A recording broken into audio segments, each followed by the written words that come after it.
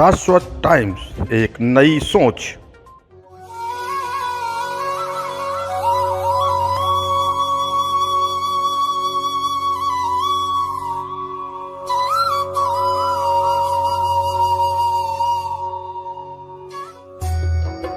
कानपुर के जूहीलाल कॉलोनी स्थित मां सैलक देवी मंदिर में निरंतर चली आ रही भागवत कथा का पाठ आचार्य गुरु विद्यानंद तिवारी जी द्वारा किया जा रहा है, जिसमें भक्त बढ़ चढ़कर हिस्सा ले रहे हैं और खासकर महिलाएं बड़ी संख्या में शामिल हो रही हैं। आचार्य विद्यानंद तिवारी जी भगवान श्री कृष्ण की लीलाओं का व्याख्यान कर रहे हैं, जिसको सुनकर भक्त भगवान श्री कृष्ण की भक्ति में डूबे नजर आते हैं। कार्यक्रम के दौरान शहर के सम्मानित लोगों ने भी अपनी उपस्थिति दर्ज कराई, जिसमें मुख्य रूप से किदवई नगर विधायक महेश त्रिवेदी, मंडल अध्यक्ष अखिलेश जी और भाजपा के अन्य कार्यकर्ता भी मौजूद रहे। साथ ही कार्यक्रम आयोजक संदीप जायसवाल, पार्षद अल्पना जायसवाल, शाश्वत टाइम्स के संपादक मनोज दीक्षित, अशोक मिश्रा, बिंदु जायसवाल, अन्नू जायसवाल, अक्षय त्रिपाठी, आशुतोष दीक्षित समेत मां सैलक देवी सेवा समिति के सदस्य और कार्यकर्ता भी मौजूद रहे। आचार्य विद्यानंद तिवारी जी ने मन को शांत कैसे रखा जाए उसके बारे में श्रीमद् भागवत कथा में भगवान श्री कृष्ण का दिया हुआ उपदेश भक्तों को सुनाया। उन्होंने बताया कि भगवान श्री कृष्ण ने अर्जुन से कहा कि हे पार्थ, प्राणी का शरीर एक अदृश्य अंग है। मन जो दिखाई नहीं देता, परंतु वह शरीर का सबसे शक्तिशाली हिस्सा है। मन शरीर का हिस्सा है, उसका आत्मा से कोई संबंध नहीं।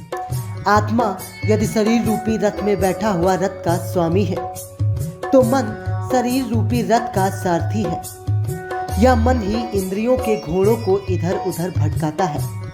कभी यौवन के आवेश में यही चंचल मन मनुष्य को इसी भ्रम में डाल देता है कि वह सर्वशक्तिमान है, वह सब कुछ कर सकता है, जिसके आगे हर कोई झुक जाने पर विवश है, और वही मन दूसरों पर अत्याचार करने पर उन्हें विवश कर देता है। जिस तरह दीपक के बाती को दीपक तले अंधेरा दिखाई नहीं देता, ठीक उसी तरह यौवन को उसके पीछे छुपा हुआ बुढ़ापा और कमजोरी दिखाई नहीं देता।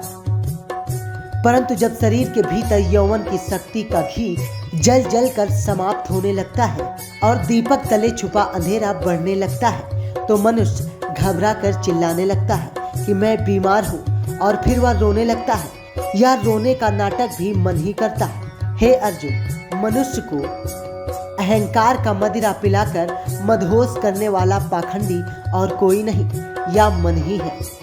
मन के हाथों में ही मोह माया के जाल है, जिसे वह मनुष्य की कामनाओं पर भी डालता रहता है और उसे अपने बस में करता है। उसके बाद आचार्य विद्यानंद तिवारी जी ने मन को शांत करने की व्याख्या बताने के बाद भगवान श्री कृष्ण की बाल लीला की कहानी सुनाई और बताया कि भगवान श्री कृष्ण का जन्म वासुदेव और देवकी के गर्भ से कारागार में हुआ था। वासुदेव ने श्री कृष्ण को गोकुल में यशोदा के यहाँ दे दिया था, जहाँ यशोदा ने अपने लाला कान्हा को बड़े ही लाड प्यार से पाला, और भगवान श्री कृष्ण बचपन से ही नटखट थे। कालिया नाग का वध श्री कृष्ण की बाल लीलाओं में से एक है। एक बार श्री कृष्ण अपने मित्रों के साथ यमुना नदी के किनारे गेंद खेल रहे थे।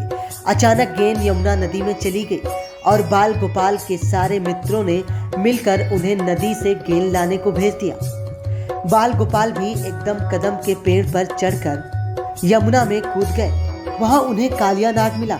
श्री कृष्ण ने जहरीले कालिया नाग का वध कर दिया। लेकिन भगवान श्री कृष्ण की बाल लीला यहीं तक सीमित नहीं थी। उनके गांव के गोपियों से भी उनकी खूब बनती थी। कृष्ण की बंसी की धुनें राधा को खूब भाती थी। पूरे गांव में राधा कृष्ण की रास लीलाएं खूब चर्चित हैं। किसी भी तीज त्योहार पर खूब नाचते गाते दिखाई देते थे। गांव की गोपियां भी श्री कृष्ण की बांसुरी की खूब दीवानी थी। श्री कृष्ण का आकर्षित चेहरा एकदम से गोपियों को अपनी ओर आकर्षित करता था, जो कि पूरे गांव में खूब प्रचलित था।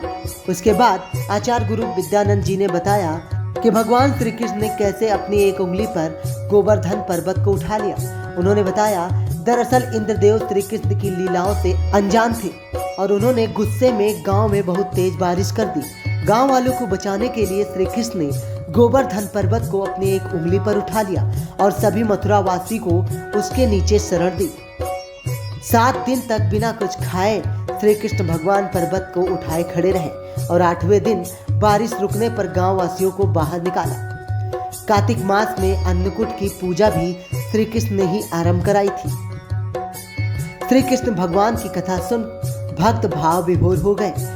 किस तरीके से भगवान श्री कृष्ण ने अपनी लीलाएं रची हैं, चाहे बाल रूप हो या फिर कंस का वध करने की कथा, लेकिन भगवान श्री कृष्ण का सीधा उद्देश्य था कि उन्होंने जो भी किया हर लीला के पीछे एक मकसद और एक उपदेश छुपा था, जिसको अगर प्रत्येक व्यक्ति समझ ले और अपने जीवन में उतार ले तो उसका भी उद्धार होना तय है। श्री भागवत कथा का पाठ निरंतर जारी है और जो भी भक्त कथा का आनंद लेना चाहते हैं वह जोहीलाल कॉलोनी स्थित मां सैलक देवी मंदिर में प्रस्थान कर श्रीमद् भागवत कथा का आनंद उठा सकते हैं।